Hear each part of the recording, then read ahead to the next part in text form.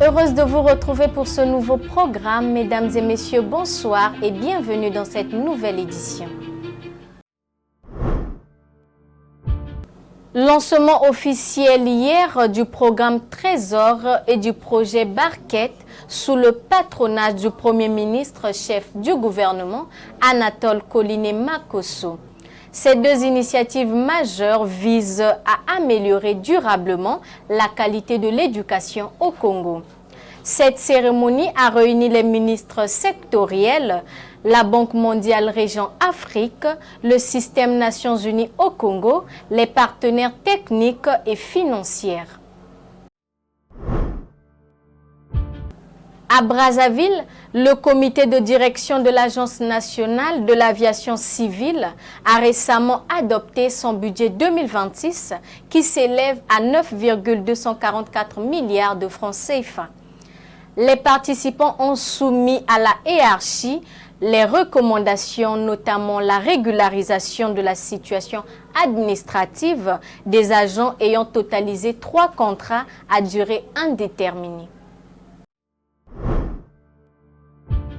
En RDC, Firmin Vondé, procureur général près de la Cour de cassation, a adressé hier une mise en garde contre les auteurs de fausses informations véhiculées sur les réseaux sociaux en rapport avec la guerre imposée en République démocratique du Congo.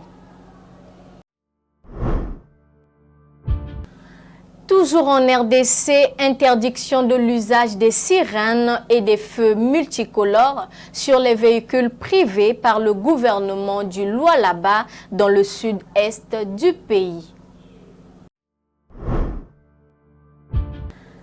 La communauté économique des États d'Afrique de l'Ouest menace d'imposer des sanctions contre toute personne ou groupe qui tenterait d'entraver le retour d'un régime civil en Guinée-Bissau.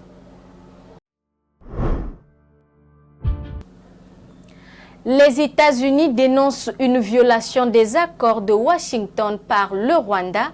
Marco Rubio, secrétaire d'État américain, promet une réponse américaine pour garantir le respect.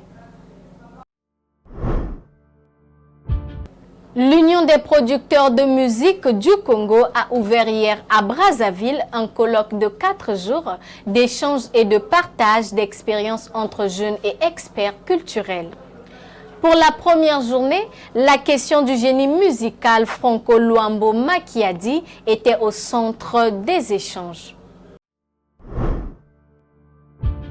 Pour finir, parlons de l'artiste comédien Gomez Ier qui sera en spectacle ce 20 décembre 2025 au Centre culturel Zola pour la 2e édition du LMD du Rire.